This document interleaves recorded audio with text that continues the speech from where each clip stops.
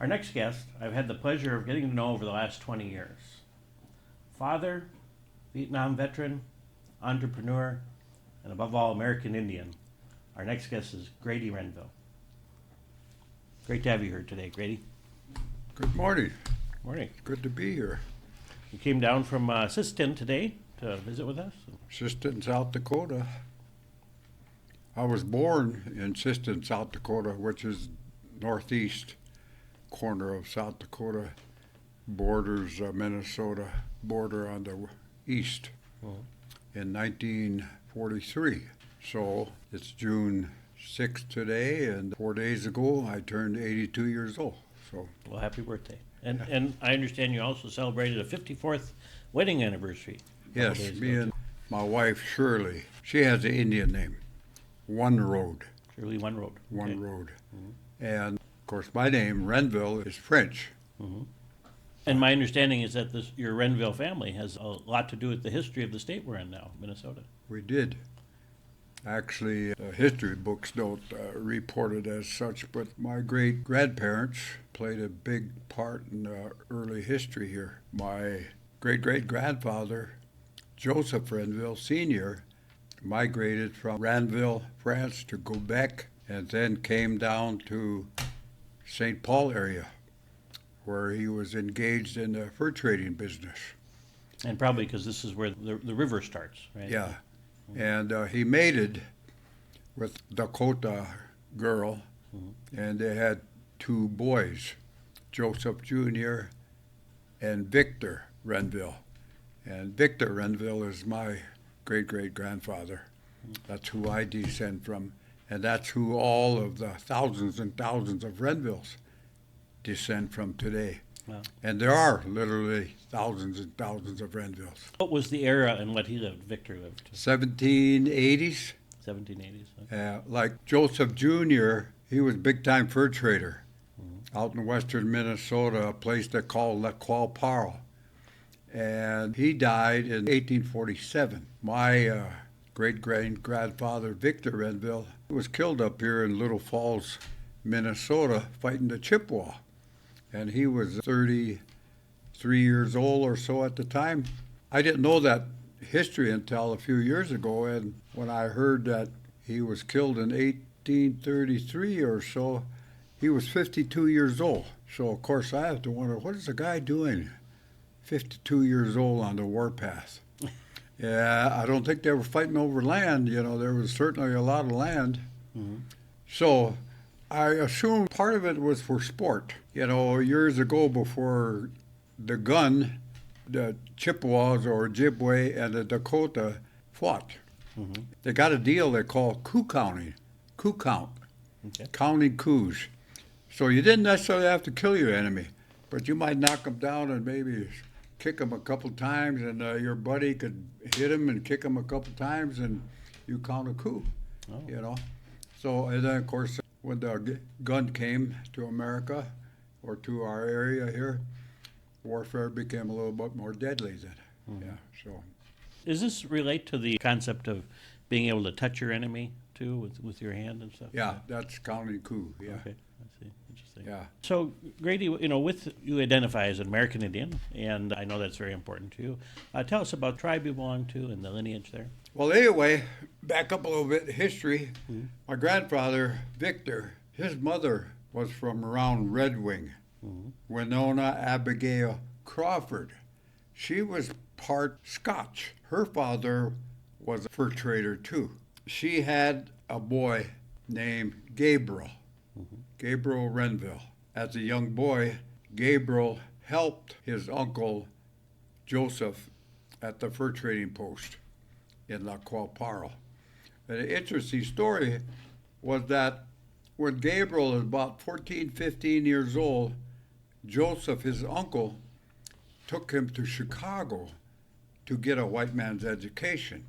Now, when you think about it, no highways, roads, or nothing else, so it must have been a journey just getting there. I assume they traveled across Minnesota to Minneapolis, St. Paul area, probably took a steamboat down to the Mississippi until they were probably directly west of Chicago. I'm not sure exactly how long Gabriel stayed there, but it wasn't very long. He didn't take a liking to white man's education. By then, Joseph had left and went back to Minnesota. So Gabriel takes off from Chicago. I've had to speculate, well, how did he get back? Because eventually he walked all the way back to La Qual, which is, I looked on the map, it's about 600 some miles. So how did the young boy navigate his way home? I've had to do some speculation, but I think he probably went directly west of Chicago till he got to the Mississippi, and then he headed north. Someplace along the line he had to get from the east side of the Mississippi to the west side. So I wonder how he did that. Well, anyway, can you imagine a young boy traveling all that distance? I wondered if he was scared. What did he eat? Where did he sleep? Not only a lot of time consumed, but also probably a lot of dangers along the way. Yeah, probably some wild Indians roaming about and, of course, wild animals. So he had to figure out how to get from Chicago to La Qual. He did it. I assume he got to Fort Snelling area.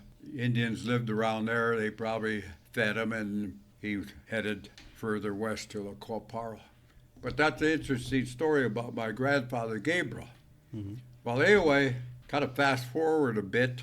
In 1862, because of the Traverse des Sioux Treaty, which the Dakota made with the government, which involved 25 million acres of land, the treaty terms were violated.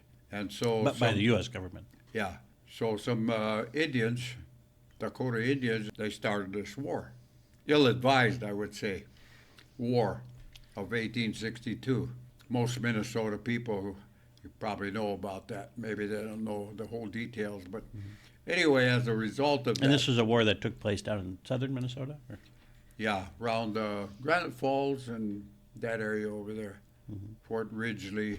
The war didn't last very long, but as a result, Gabriel's band, see, there's 7 Dakota bands. I won't name them all right now, but the Sistons and the Waptons, they generally didn't participate in that war. I think the reason was that Gabriel had probably went to Washington, and he understood the power and might of the United States government, and he knew it would be futile to fight him. So anyway, they didn't participate in the war. Nonetheless, they were all rounded up and herded like cattle across Minnesota and incarcerated at Fort Snelling in the fall of 1863 and the winter of 1864.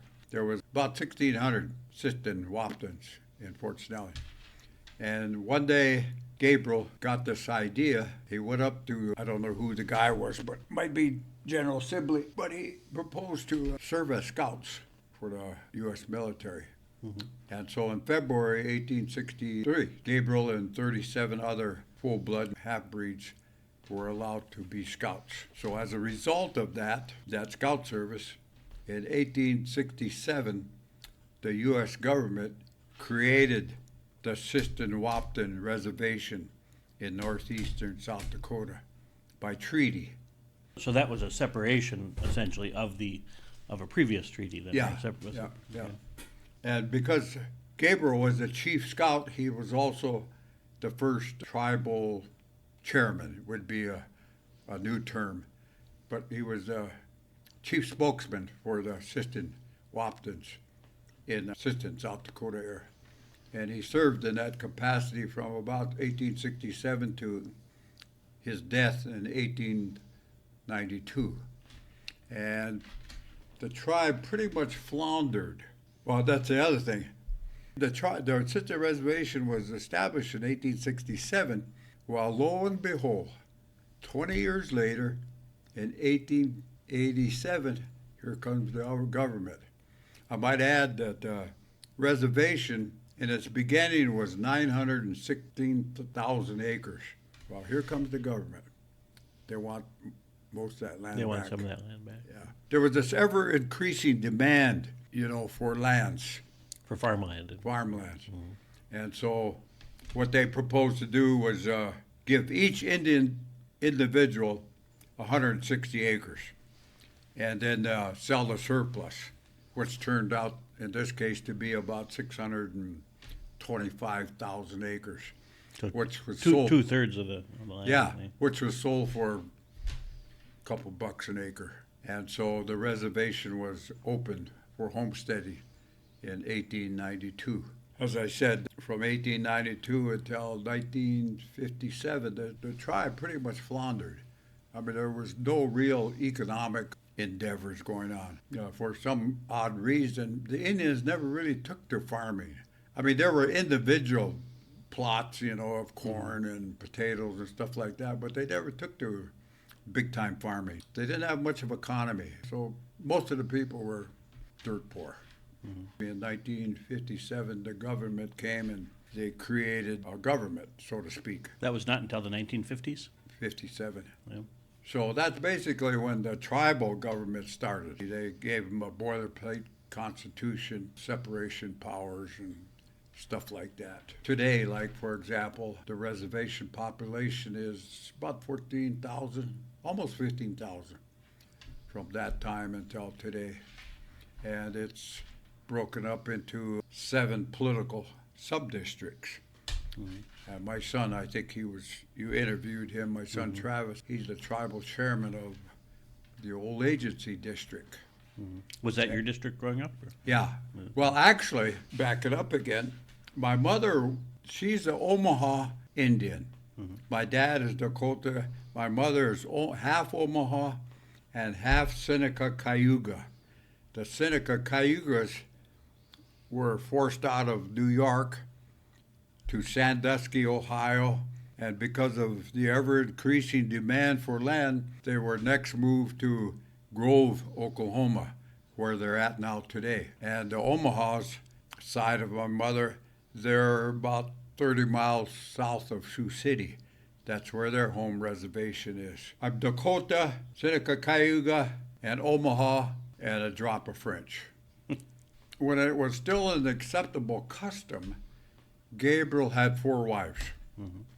And I assume because he was the leader, the white agency superintendent had admonished Gabriel that, this was no longer acceptable. Mm. So I don't know how he exactly did it, but he gave away 3 of the 4 wives. Mm. And so as a result, he had 16 kids from those 4 wives. As a result, that's been, 3 or 4 or 5, 6 generations now. There's literally thousands and thousands of Renvilles.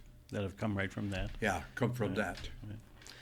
So in that generation gap, too, you mentioned that Gabriel was a leader of that tribe, and now you actually have 2 children in leadership positions. You mentioned Travis, who is now chairman of Old Agency, and you have Garrett, who is now the chairman of the tribe itself. Yeah, Garrett, my youngest son. So I married Shirley One-Road, and we had 4 children, 2 girls, 2 boys, Travis and Garrett. Garrett's my youngest son. Life takes strange twists and turns, and Garrett, he was a basketball player. Mm-hmm. He dropped out of high school.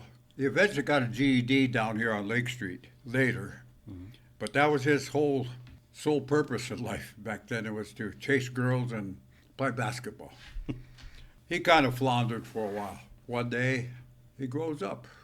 He went to college. He graduated from college. He's got a degree in accounting.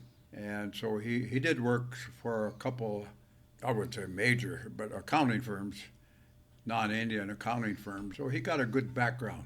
Mm-hmm. And one day he decides to run for chairman. And I guess kind of a mild surprise to me, he got elected. And this was in 2020. My wife and I, we were living out in Las Vegas then. So we came back to Siston to support him. I should mention that I had bypass surgery in 1999. I didn't feel comfortable living in Siston, so we moved to Edina, of all places. You didn't feel comfortable because of maybe some lack of health services up there? I thought I was in good shape. Mm-hmm. I used to run, I ate, I didn't drink, I didn't smoke, but one day I was going to go exercise and I felt what they call a heart arrhythmia. Mm-hmm. So I was a medical corpsman, so I know a little about medicine, so I did my pulse, and sure enough, there was a skip. So I went and did an EKG, and boom, a couple of days later, I had quad bypass. One thing about heart surgeries, they don't let you lay in bed and feel sorry for yourself. You know, after 2 or 3 days, they kick you out. Get back and exercise, right? So I'm back and sitting there insisting, and I felt uncomfortable. So Shirley, she came home from work, and I said, pack your bags, we're going to Minneapolis. And we ended up on France Avenue, that hotel on 494 in France. Next morning, we got up and drove down France, and we said, well, this is as good as any. So we ended up living in Edina for almost 13 years, till 2013. Fortunately, I had a business, you know. I spent most of my employment working for the government, but I always had side businesses. And So tell us about your entrepreneur career. A lot of twists and turns. How did you get your start? What was the first bug that bit you for entrepreneurialism? We lived in an old house. It was close to the Indian hospital where my mother worked. It was only a block and a half. But it was an old, basically a shack. I was always embarrassed about that, but of course I never told my mother. But that's the way it was back then. Indians didn't have any credit because of jurisdiction issues. So we never had no credit to buy nice furniture, nice car, and stuff like that. But we always had something to eat. The neighborhood that we lived in, we had some white neighbors. Well, most of them were white neighbors, but they had a couple kids. And we hung around with these two white kids. And these white kids, they were always hustling, looking for make some money, some change. And we're not talking about a lot of money here, you know, but enough money to buy a bottle of pop or some candy or maybe go to the recreation hall and play pool. So because of our association with, we got that hustle too, me and my brothers. I had 3 brothers. And we were always hustling. We'd sell, you know, pop bottles. That back in them days, you could get a penny, 2 cents for a pop bottle. We used to sell frogs, believe it or not, frogs, you know, fishermen. Oh, fishermen would buy the frogs. Yeah, frogs and scrap iron. I don't remember, copper was a big deal back then, but copper and stuff like that. And the other thing, when I was 12 years old, there was a little bowling alley a couple blocks from where we lived, 4-lane bowling alley. I went down there looking for a job, and the guy says, how old are you? And I said, 12. He said, you're too young. He said, come back in a couple of years. So I did. Came back a couple of years. I started working at bowling alley. The old-time bowling alley, you know, where you pick up the pins and throw them in there. Then you push the thing down and you sit up here, you know, and stick your feet out so the pins don't come flying and hit you. I got the finger out of that, though. That was the reason I finally quit. But I worked there for several years. But this was before OSHA or anything was in there. You could... But I worked there for several years, and I was one of the few kids in the school system, white and Indian, that had money. Not a lot of money, but you know, you could work all night and bust your butt for $4. But a lot of Indian men didn't have $4. You know, the unemployment rate back then probably was 90% unemployment. So I had money, but it was that, and I always say honest hustle. Because I've never done anything illegal. I've had opportunities. Because of my morals and my spiritual values, I just never done anything illegal. But honest hustle. Oh, the other thing we used to do is work on the farms, day labor. Hard, grueling work. Hard, grueling work. And I was working for this one farmer, and he complimented me on my hard work. And see, that added to my growing self-esteem. See, you can't buy self-esteem. They don't teach it at school. You got to earn it. And you earn it by setting pins. I told my mother and dad I'd buy the bread, 14 cents a loaf back then. So with the money I made, I bought the bread. You got bread and potatoes, you're not going to starve. That's what started me on my journey, although I didn't understand it at the time. But it was that self-esteem. That's how you fight, combat racism. You know, if you got a healthy self-esteem and somebody don't like you because of the color of your skin, well, screw him. You know, I'm going to do what I'm going to do, you know. If you go into say a cafe, they don't want your business, well, screw them. I'll go down someplace else, you know, where they want my business. And that's been part of my life story, you know. I've done that all over America and in foreign countries, you know. Got along. tried to get along with people, and I think I've done a fairly good job at it, So part of your journey was joining the service, going to Vietnam. Tell us about that. I went to the assistant public school. Like I said, half of my friends went to boarding schools. Half of us went to assistant public school. See, back in them days, you don't pay taxes. Indians don't pay taxes on our land. We actually don't own our land. The U.S. government holds title to all the Indian land in America. And that's called in trust. Is it? Trust, yeah. As you know, taxes makes the world go round. Taxes pay for schools, police force, Roads. highways. Okay, so Indians don't pay taxes. So we weren't exactly welcomed at the public school system. And that's part of the reason for boarding schools. The other alternative was churches. The Catholics and the Episcopal churches ran boarding schools too. I was struggling academically in Siston. So in my junior year, my mother and dad literally picked me up off the streets of Siston and dumped me off at Episcopal boarding school in Mission, South Dakota, located on the Rosebud Reservation, because I was starting to rebel then too. I was staying out all night, get a few beers and hustle some girls. Indians we call snag a few girls. We weren't really bad kids, rebellious. It was part of the lifestyle. Yeah, rebellious. So yeah, I went out to, graduated from Todd County High School in Mission, South Dakota in May 1961. And I was going to, the government has a boarding school, a vocational school in Lawrence, Kansas. They call Haskell Institute. And that's where I was going to go. I was going to go to Haskell to study, at that time they call it commercial, which today they business course. That's what I was going to do. My mother's brothers, they were BIA lower echelon bureaucrats, and I admired them. Their white shirts and shiny foreheads and slick back hair, and I wanted to be like them. That was my ambition then. So I was going to go to Haskell and get me a business education. I go into the pool hall, July 23rd, 1961. My buddies, that's where we usually met. Then we'd ride around. We had an old, what we call Indian car, real ball tires and stuff like that, and It was still a car. yeah, get some beer, hustle some girls, and ride around the reservation and stuff, all night and sleep all day if we didn't have to work next day. I go into the pool hall and I'm standing at the bar and there's an Army recruiter standing down the other end.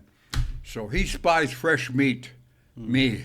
So he comes down, he buys me a beer, and he starts talking. He says, how about if I come pick you up? He came to town to pick up another Indian guy who was going into the service. That's why he was in town. So he says, how about if I pick you up tomorrow? And he said, we'll ride around, we'll just talk about the service. I said, okay. So next morning, my folks went off to work, and 8 o'clock sharp, there he was. The other Indian guy was sitting in his car, so I jumped in. He takes him to Watertown. Next thing you know, I'm on the bus too. So The same day. yeah. So long story short, I'm in Fort Leonard, Missouri, 1961. I do my training there. I actually signed up to be an administrative clerk. So after basic training, I went to Army Administration School. This was in December of 61. Then I went to Korea. I worked in an office in Korea for 13 months, and I came home in 63, and I was stationed in Fort Huachuca, Arizona.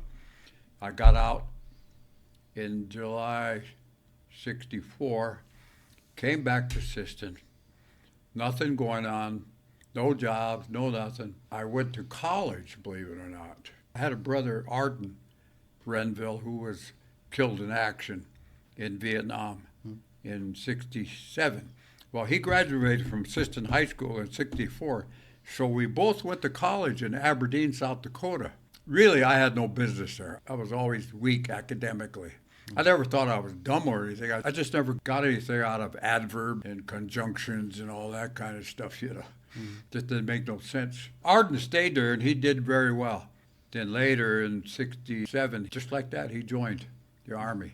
Well, anyway, hitchhiked to Chicago. This would be in '65. I hitchhiked to Chicago, and my brother Robin was working down there. There were 6 of us Indians living in a one-bedroom apartment, and we all worked. You know, one of the stereotypes is drunk Indians, lazy Indians, dirty Indians, or stuff like that. Well, that may be, but we weren't. We all got up, we all hustled. And back then it was $2 an hour. I worked for Sears Roebuck for $2 an hour. In Chicago. Yeah, in Chicago. And I worked several other jobs. I worked for United Parcel when United Parcel was an infant company. You know, I made $4 an hour. And then one day I got tired of that because here's the other side of it. You know, we were all good, hard-working guys, and we weren't your typical drunk Indians, but that's what we did. We would work all week and would sit at home, drink beer, and tease each other, watch sports, the Cubs and the White Sox. And there used to be a Mexican bullfighter named Al Cordobez. We'd watch him, and then one day I got tired of that. So boom, just like that. You knew there was something else out there for you. Yeah. I joined the Navy. And the U.S. Navy boot camp was about 30 miles up the road. Great Lakes Naval Training Center. So next thing I know, I'm in Navy boot camp. But because I was prior service, I only had to go to boot camp for about a month.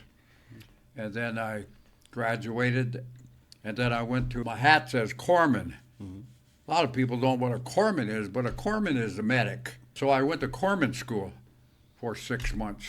And what do you do as a medic? You could go to a secondary school, you'd be pharmacist, OR techs, you know, the whole range. But I didn't, and I went to Quantico, Virginia. I worked in the Navy hospital there. This was about '65. The Vietnam War was just starting then. I worked at Quantico. The U.S. Marines don't have medical personnel. So when there's a war, they literally draft Navy corpsmen into their ranks. It wasn't the hospital. I liked to work, but Navy nurses were tough to work for. And so I had to get away from them. So I heard about FMF, Fleet Marine Force. So I joined. I volunteered for the Fleet Marine Force. So next I go to Camp Lejeune, North Carolina.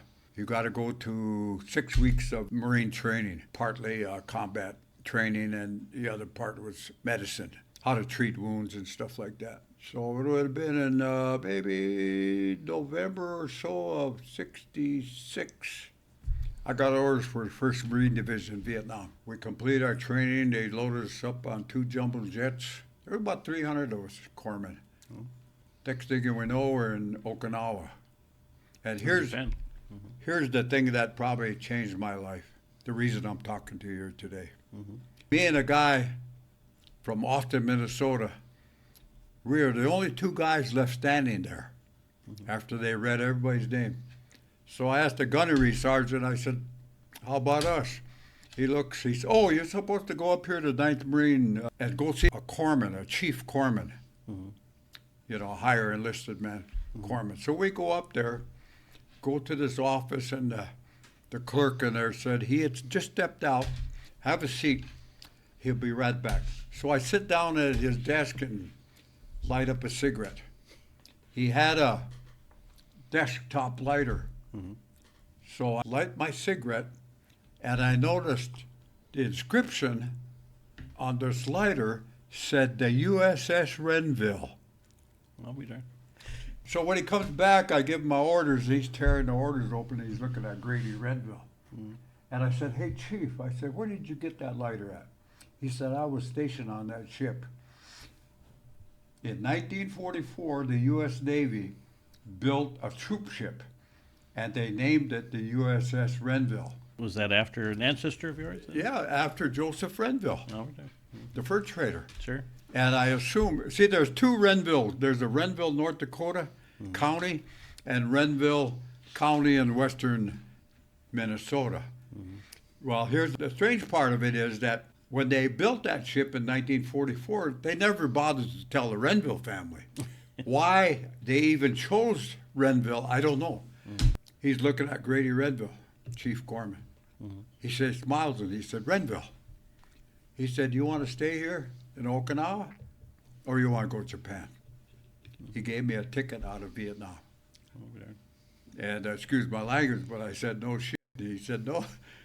I said, well, I'll go to Japan. He asked the other guy, Robert Thompson from Austin, Minnesota, how about you, Robert? I'll go with Renville. So we go to Japan, Iwakuni, Japan.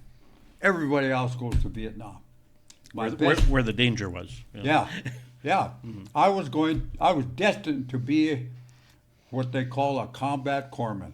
Mm-hmm. You know, you're a grunt. Right in the heat of the action, too. Yeah. You're a grunt infantryman. I might add there were 692 corpsmen killed in Vietnam. And one of them was the guy that I rode the plane over to Iwakuni was a guy named Phil Valdez from Dixon, New Mexico. He lasted 102 days, and he was killed in action. Could have been you. Could have been me. That's why I say destiny. It's really fate who lives and who dies. You know, who survives the war or who gets killed is very random. Who would have ever thought that Arden Renville? See, Arden left Northern State College and he joined the Army. And he was an Army medic with the 1st Infantry Division. We were both in country at the same time. He was in one part of the country and I was in another part. He was an Army combat medic. I was a Marine combat corpsman. I come home in November 67 and he gets killed in April 68. I survived and I came home and I did okay while I was there. I kind of had an epiphany of sorts. One time we were getting motored and I just had this feeling that I wasn't going to get killed there. Of course, a stray bullet could always change that, you know. Mm-hmm. But I just felt like I wasn't going to get killed in Vietnam. Well, lo and behold, I did come home.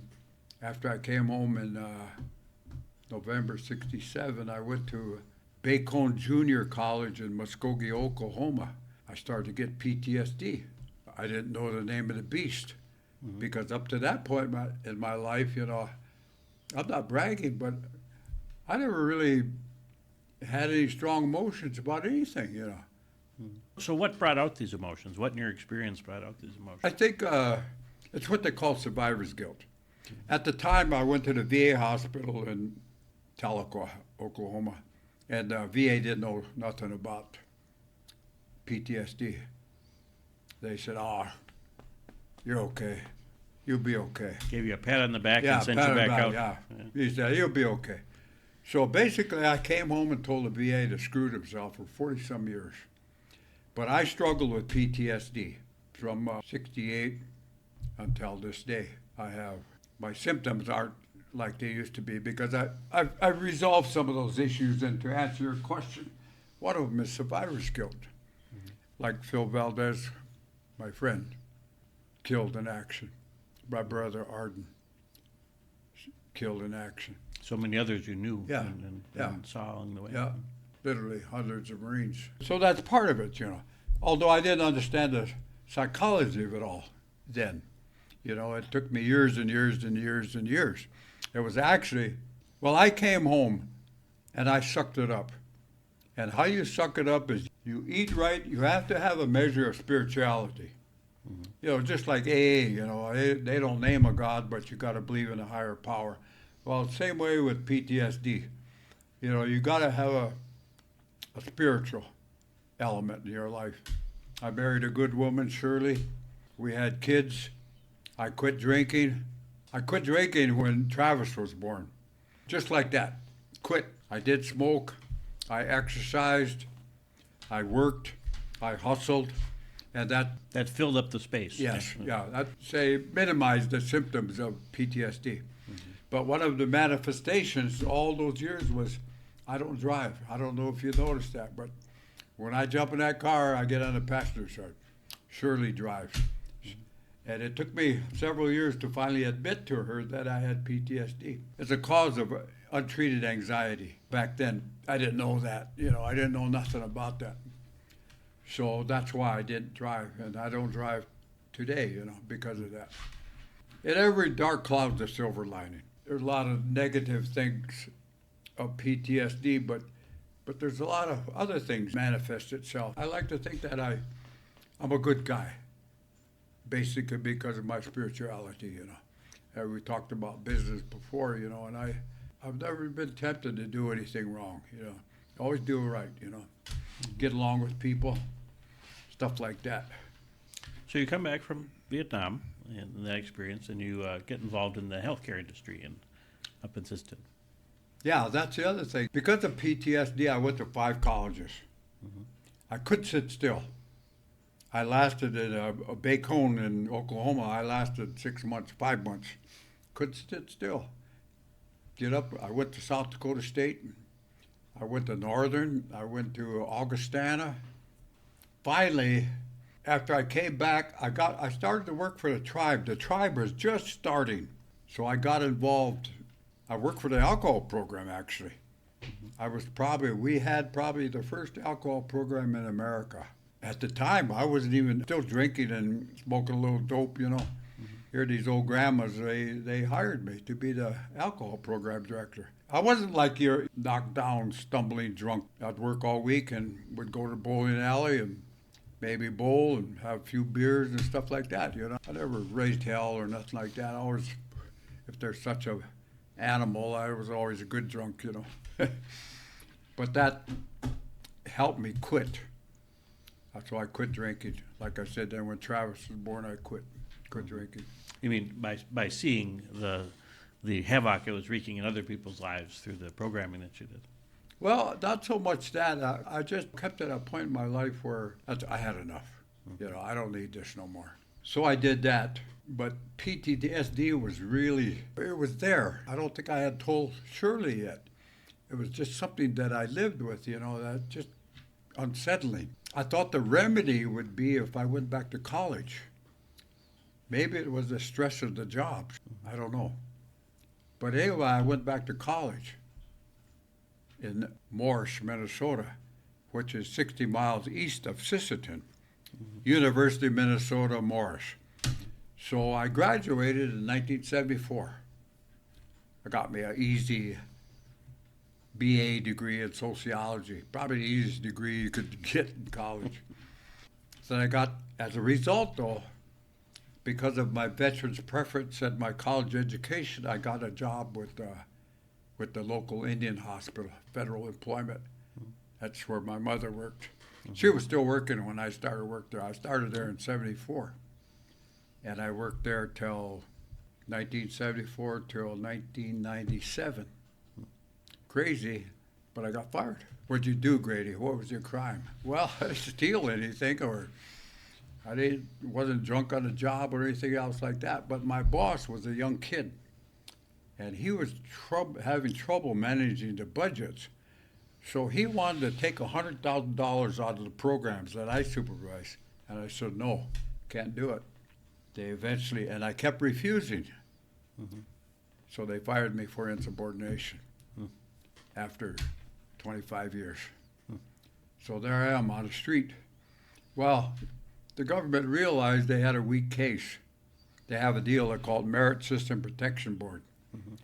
They're supposed to guard employee rights and stuff like that. So they convinced Indian Health Service that they probably would lose in court. So they allowed me to retire. So I retired at the age of 54. So I've been retired now for 28 years, getting a little retirement benefits. From the federal government? Federal government, yeah. And then when I turned 60, whatever it is, 64, I got Social Security. And here, lo and behold, another Vietnam vet, I was talking to him, and he said, Grady, he said, you got to go see the VA, man. He said, you earned that stuff. Because until that time, you had not gone back to the VA? Yeah, I'd gone to VA. And so he convinced me to go to VA. And it's a process. It took 6 years. You got to file an appeal, and they'll deny it, and you file, and all this, One time I about packed up my medals, and I was ready to send it to the VA guy in Washington. Here, stick these up your butt, But they got to stick with it. So I stuck it out in 2016. I was granted 100% disability for VA and Agent Orange related symptoms. So I have 3 incomes today, tax-free incomes. I'm not rich, but I live comfortable, live comfortably. And I say, we live in a great country. Not perfect, but great country, No doubt. And like I say, I've been a beneficiary of that. And along the way with these jobs, you started another group of entrepreneurial endeavors along the way that Oh, yeah. helped you along too. That's a good point, because I was sitting there. I was still working for the IHS, Indian Health Service, in 1990. It was an easy job. Take me about a half an hour a day to do what I was supposed to do, paid to do. Mm-hmm. So I was looking out the window one day and I said, Lord, give me a good idea. Give me a business idea. See, I've always been a small-time entrepreneur. Mm-hmm. I run basketball tournaments, like I said. I made a few bucks doing that. I sold popcorn, snow cones, all that. I always did something, make a few bucks. I said, Lord, give me a good idea. And lo and behold, about a week later or so, this idea came to loan money to Indians. Because the Indians have, because of the reservation, a lot of people, the banks in particular, won't loan money to Indians because of jurisdiction issues. Mm-hmm. You loan money to an Indian, he lives on trust land, you can't go on trust land to collect, Mm-hmm. So anyway, I got this idea to loan money.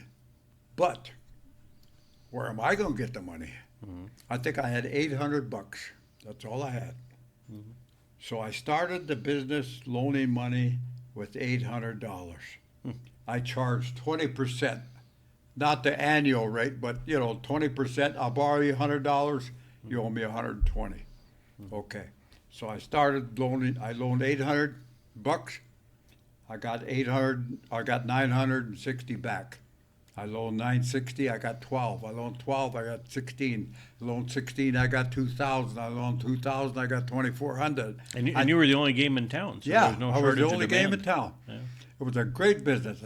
Great business, loaning money to Indians, because a lot of Indians are poor, and poor people live payday to payday, Mm-hmm. And you're the guy that fills the void. Mm-hmm. Christmas time, Easter, Thanksgiving. I was the guy that put that ham and turkey on the table.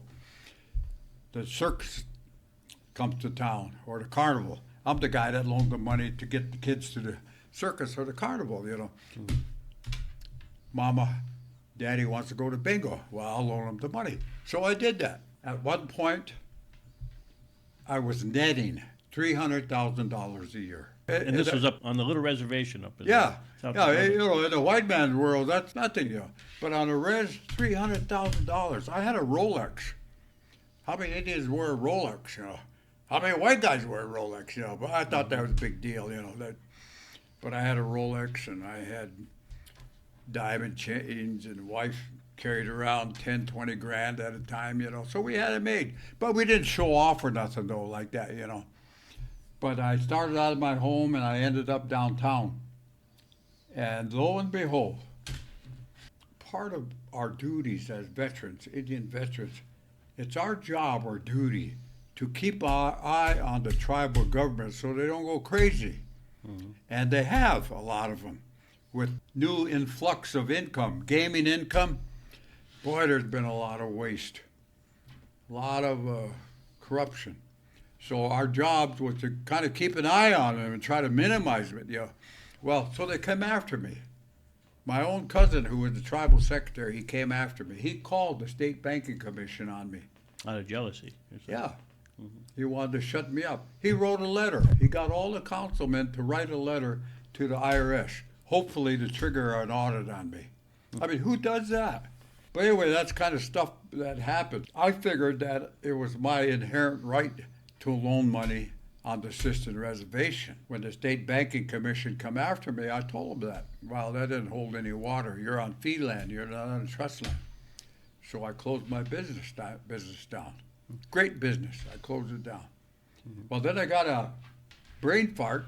The U.S. government had gave a post office building to the tribe. Mm. So now that's tribal land, 2 blocks away from where my business was. Mm-hmm. So that's where I relocated my business to, was this old post office building. Now I'm on Indian land again. And so you started up again. Yeah, I could loan money again. what I couldn't do 2 blocks down the street, So that's kind of the legal dynamics of a reservation, Well, and it takes an entrepreneurial mind to look at that adversity and find out an opportunity to overcome it. Yeah. So, Grady, as long as I've known you, it's been clear to me that a big part of your identity is being Native American. What does that mean to you to be a Native American, to identify that in your culture? At different periods in your life, it means something different. Say, when you're a young guy, you grow up on a reservation, that's your identity. You know you're an Indian. I don't know exactly how that transpires. I assume it's your parents, you just know you're Indian. I might add, Indians are a diverse, just like everybody else in the world. They're a diverse people. There's One Native American does not necessarily have the same personality or ideals that the other does. of course, some guys are better looking, better athletes, smarter, all those things. But it didn't mean a whole lot, except, here's one of the things that I come to realize later in life. What really separated us from the white population, no matter, we might not have had 2 cents, but we balanced everything out by the idea that all of this land was ours. For some reason, when we were little guys, that idea was transpired to us. This is all our land. Maybe we don't own it now, but this is all our land. This great country we live in. That was your lineage, your heritage. Yeah. Now that I'm a little older, when you think about that, all of this land, I think it totaled 2 billion acres. 2 billion acres. Can you think of all the money that 2 billion acres of land has generated? Just think of Minnesota. We lost 25 million acres by the Travesty Sioux Treaty. Can you imagine how many billions, all trillions? the mining, agriculture, timber, Yeah, water resources. crops, every year. Now, I give credit to the white man for, his ambition to work in it. That used to be ours. And basically, every time the Indian turned around, he got screwed. We got screwed out of it. So, if we get something free from the government today, it's not free. It's like my mother used to say, what we get from the government is part of a real estate transaction. So if we get free health care, it's not free. We gave up millions and millions of acres for that. It's a dividend on that investment. Yeah. And so that's kind of where my son Garrett, the chairman, is at. We are trying to transition from kind of the cultural thing, the Indian thing, the beadwork and the war bonnets and all that stuff. We need to transition over here where making money is our focus. Okay, with this money, we can buy houses, good homes, businesses, cars, send our kids to college.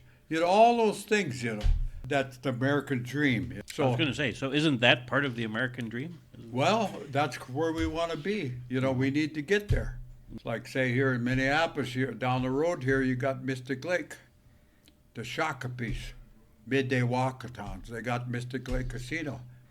$1 billion industry. $1 billion a year industry. Yeah, $1 billion a year industry.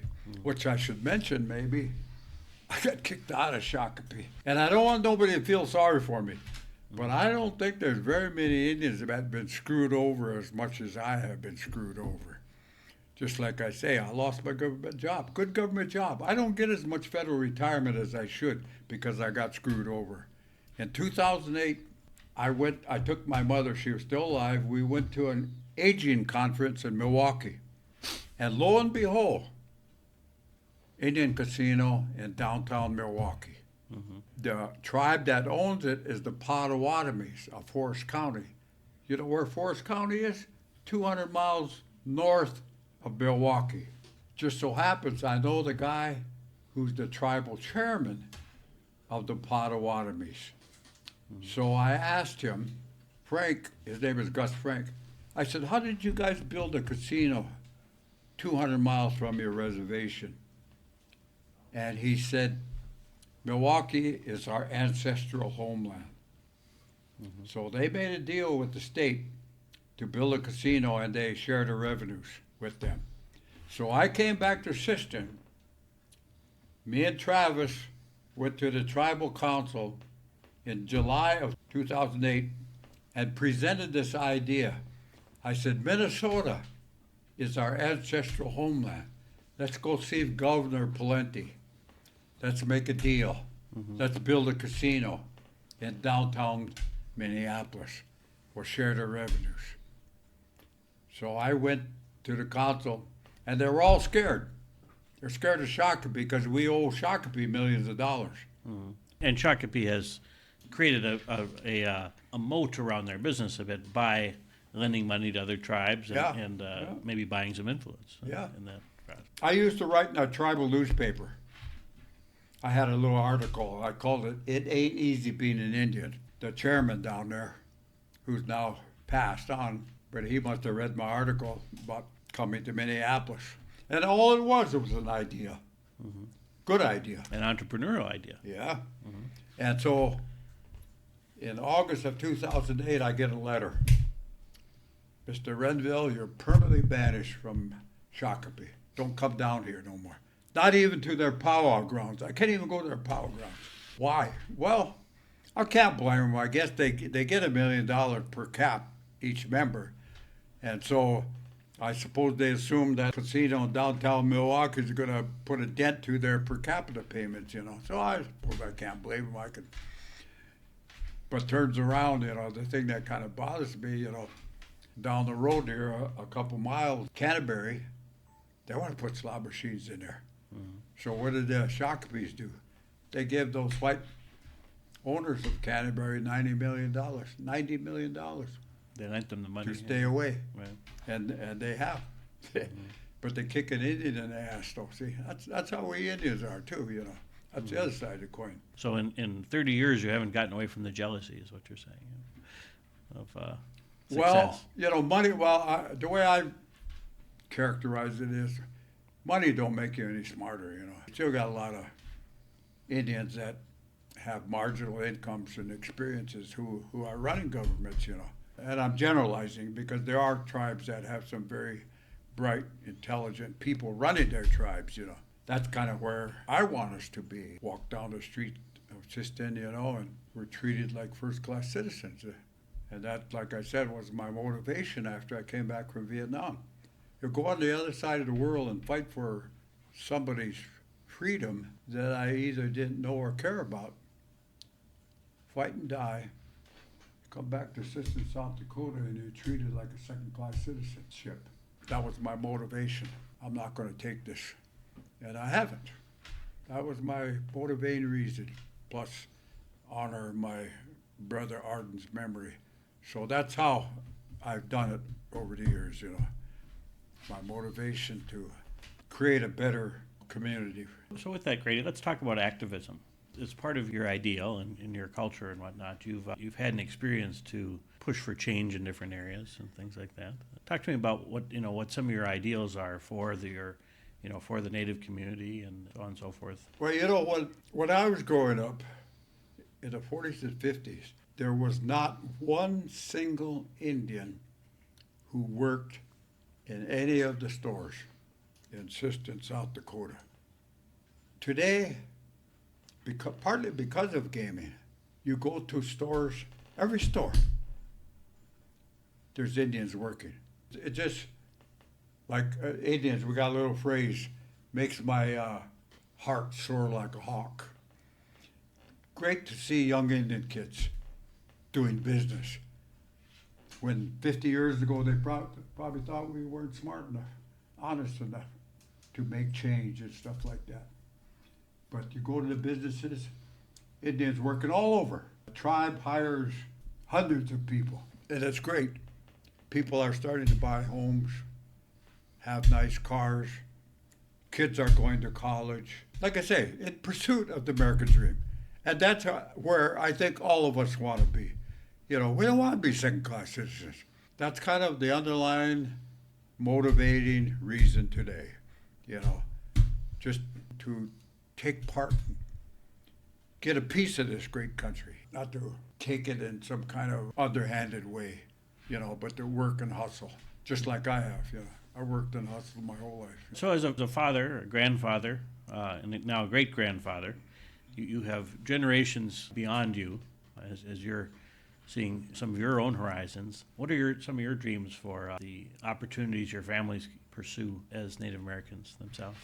I don't go to church. I think I made my peace with the Creator God. I don't go to church, but every night or morning, I'll offer up a prayer. Mm-hmm. I don't want anything for myself. I always tell people, I can go to the Mall of America, and there's not a thing in there I want. I don't want anything for myself, but I just want my kids, my grandkids, and my grandkids to have a nice place to live, food on the table. I'd like to see them. I wrote my autobiography. The big reason I wrote it was 90, 100 years from now, I want my great-great-great-great-grandchildren to look back on their grandfather Grady and see what kind of life he had. Because that's what I wonder about, at the age of 82. I wonder about Gabriel. I'd like to sit down and talk with Gabriel. Tell me, how was that trip? How was that walk from Chicago? I'd like to talk to Joseph Renville, because Senior, Joseph Renville, I believe, if he would have lived, he died in 1847, and if he was alive in 1862, I think he could have played a big part in stopping that war of 1862. Mm-hmm. Because his wife was a relative to Little Crow. As you know, Little Crow was the guy that they blamed the war on. But there was other reasons, like I said, it was that. And you believe Joseph could have possibly influenced? Prevented it, yeah. Which would have possibly changed the course of history for Native American people in general. Yeah. We made out of soul that land. Mm-hmm. Just think. Sit back and think for a minute. What if the Dakota still owned that 25 million acres of land? This would be a whole different state if we were sitting on that land, or most of it, even a couple million acres. Can you imagine 25 million acres of land? When we drive from Edina, either go down to 212 or go down to, 494, just acres and acres of land, farmland. I can't help but think we still own this. Mm-hmm. Even when we drive from Siston to Fargo, if you've ever taken that journey, just flat black land. My dad used to say if you threw a seed in the ground, it would grow. And just think the economics of it all. And we got screwed out of it. And that's why Indians are on the bottom of the, excuse my language, economic shit heap in America. That's a good reason, So I want to change that. I spend most of my life, trying to work towards that change, in a positive way, as I said. Like I got a grandson who's in the Air Force, mm-hmm. Kobe. My daughter, Vanessa, she married a white guy. I got grandkids look like white guys and Indian kids, but he's in the Air Force. I got another grandson who's an investigator, tribal investigator. And that's what I want, I want my kids to. I got Travis has got some kids out in California. Just get out there in the world and accomplish something, make something of yourself, Mm-hmm. I don't, if you're listening to this, you probably say, well, that's just like whatever everybody else wants, I think the black people in America and all these immigrants, they want a better life, I can't fault that. We should all learn from that, right? Yeah. Grady, tell me what your native language means to you. I know you've shared with me some different concepts and words and stuff from the native language. My dad was fluent, and when his Dakota friends would come to the house, they'd talk in Indian. My dad tried, but us young boys, his sons, weren't interested. We just weren't interested. That turns out to be my biggest regret in life, is not being fluent. My biggest regret. Because if I was living back in Siston right now and fluent, I would be talking native all the time. Even if I went into a white business and there was the next Indian guy standing. I would talk English to him because, see, they might have been fluent, but they were embarrassed. I don't want to be embarrassed, you know. I want to talk Indian to this guy. Because just like you go downtown, you know, you got all of these people from all over the world. They're talking their same language, you know. I mean, I want to be the same way. I didn't get interested in personal revitalization of my history and culture and language until the tribe screwed with my business. I asked the question, who are these guys? Who are these Indians? And so I studied my history and culture and language. And so I have several apps on my phone now. And I probably look up a Dakota word every day. I'm not fluent, I never will be. But you're in this ongoing learning process. Yeah. And To help you understand the language. Yeah, and I'll use a word every day, you know, some word. That'll be my part. And other people have taken up and they've really run with it. Like my granddaughter, I don't know if Travis mentioned that, but my granddaughter, Keely, graduated from law school last week. Mm-hmm.